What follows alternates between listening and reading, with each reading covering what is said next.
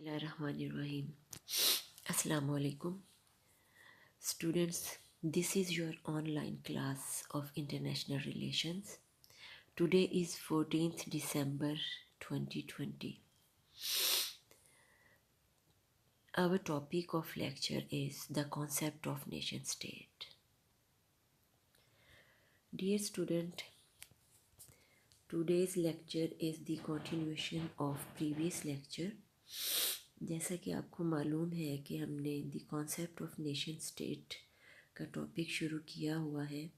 उसके बाद nation state की डेफिनेशन, उसका मीनिंग, नेशन स्टेट के एलिमेंट्स और उसके बाद डेवलपमेंट ऑफ नेशन स्टेट के डिफरेंट फेजेस पढ़ने के बाद आज हमारा कंक्लूडिंग लेक्चर है।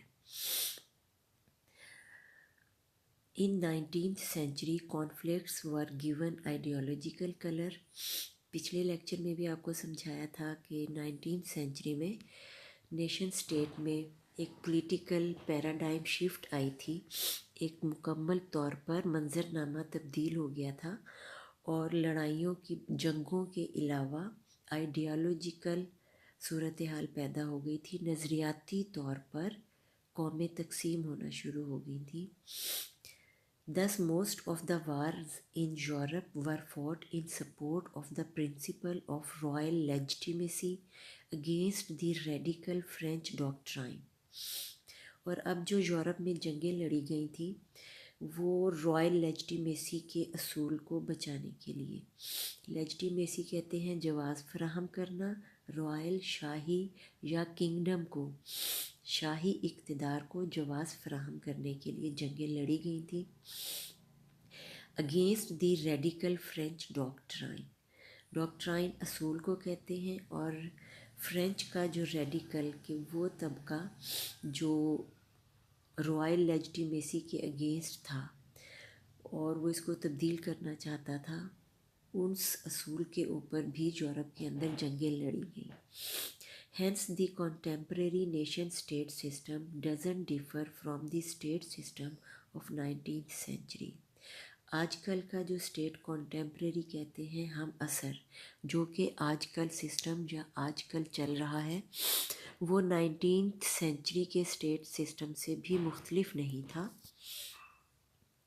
एक्सेप्ट मास वाई इन बुनियादी चीज़ों के जो आज के नेशन स्टेट सिस्टम में पैदा हुई, that an extension of new areas of the diplomatic, economic, ideological and military traditions of Europeans. The rise in number of states with great capacity for destruction and predominant position of three non-European states, the Russia, the China and the USA. हमारा contemporary state system 19th century के nation state system से इस हद तक मुख्तलिफ था कि अब बहुत ज़्यादा तादाद में नई रियासतों ने जन्म ले लिया था।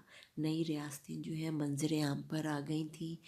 160 से ज़्यादा अब रियासतें हो चुकी हैं और डिप्लोमेटिक फ्रंट के ऊपर उसके साथ साथ उन्हें इक़्तिसादी, नज़रियाती और जंगी या मिलिट्री लिहाज से, जो कि यूरोप की पुरानी रवायती तरीक़ाकार था कि मिलिट्री को लेके अपनी किंगडम को बचाने के लिए चलते थे।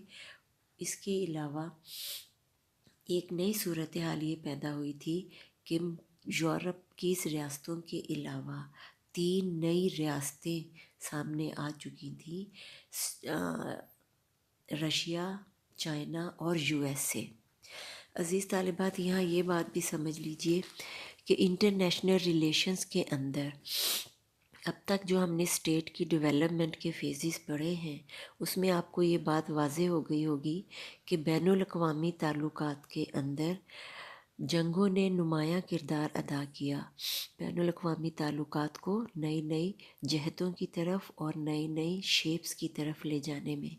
जंगी मामलात दरपेश हुए, उसके बाद फिर पीस रेजोल्यूशंस हुए, وارز اور پیس قائم ہوا، کانفلکٹ ہوا، کانفلکٹ کو ریزولوشن اس کو ریزولو کیا گیا، اور اس نئی صورتحال نے جب جنم لیا تو بین الاقوامی تعلقات میں آپ یہ بات سمجھ لیجئے کہ ہمارے بین الاقوامی تعلقات وہ جنگ سے اور امن سے، ان دو معاملات سے کو ڈیل کرتے ہیں، اور جنگ بھی اسی لیے لڑی جاتی ہے کہ سب سے طاقتور کون ہے، اور وہ اپنی طاقت کے بل بوتے پر، طاقت کس وجہ سے، ملٹری کی ذریعے اپنی جنگی قوتوں کو استعمال کرتے ہوئے اپنے سے کمتر قوموں کو اپنے زیر نگر اور زیر تسلط لے کے آنا، جنگی کارروائیاں کر کے، تو وار کی صورتحال پیدا ہونی اپنی طاقت کو دکھانے کے لیے، اور جب جنگ تباہ کن اثرات کے ساتھ سامنے آتی تھی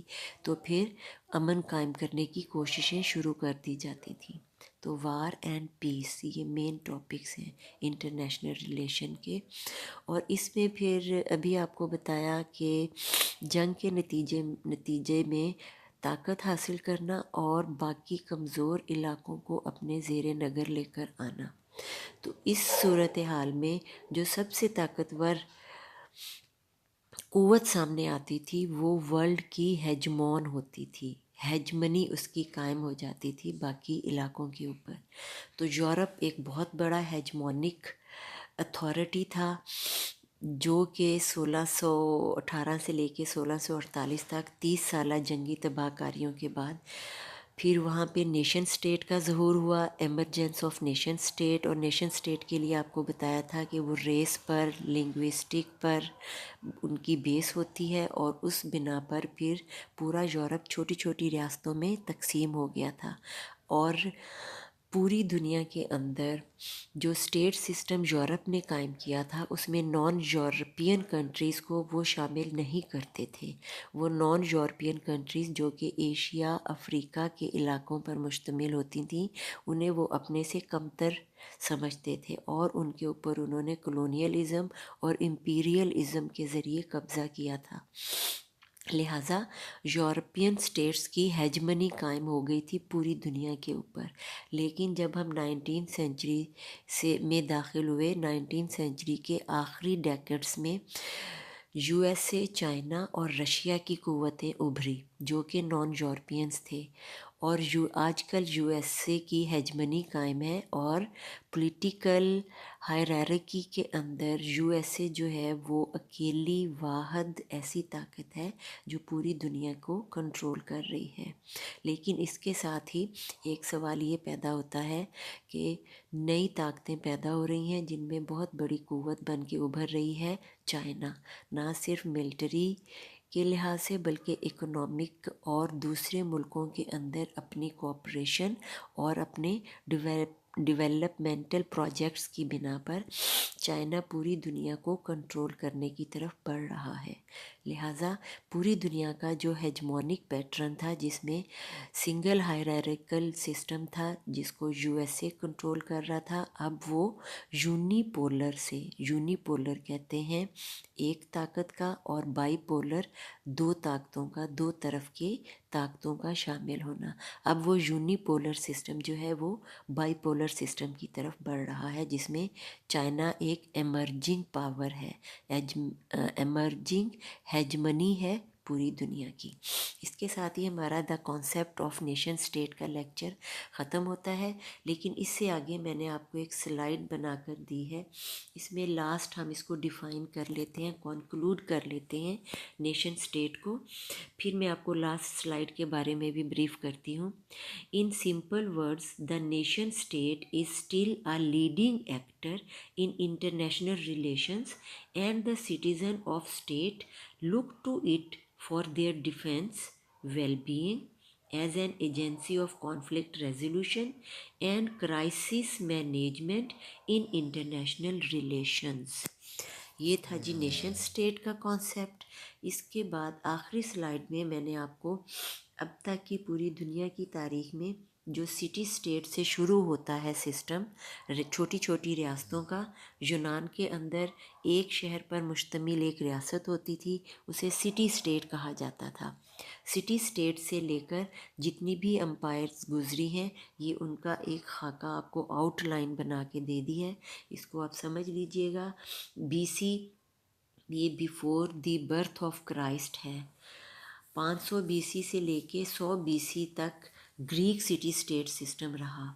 اس کے بعد 200 بی سی سے after death of Christ 500 Roman empire رہی. 306 سے 306 سے 1453 تک آرتھوڈاکس کرسچینٹی اور بائزنطین امپائر. اچھا،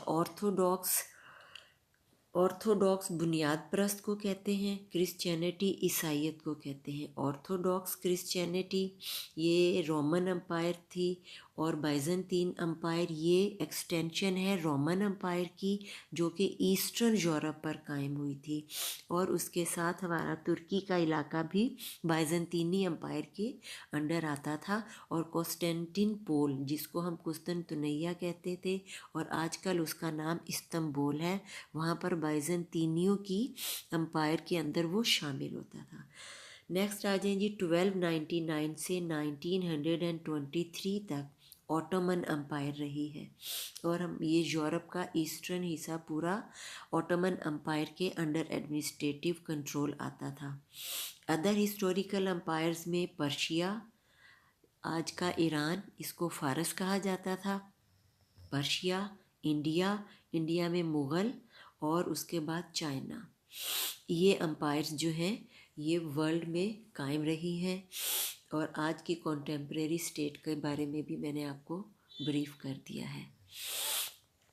یہاں پر ہمارا لیکچر اختتام پذیر ہوتا ہے. اسٹے ہوم، اسٹے بلیسڈ، فی امان اللہ.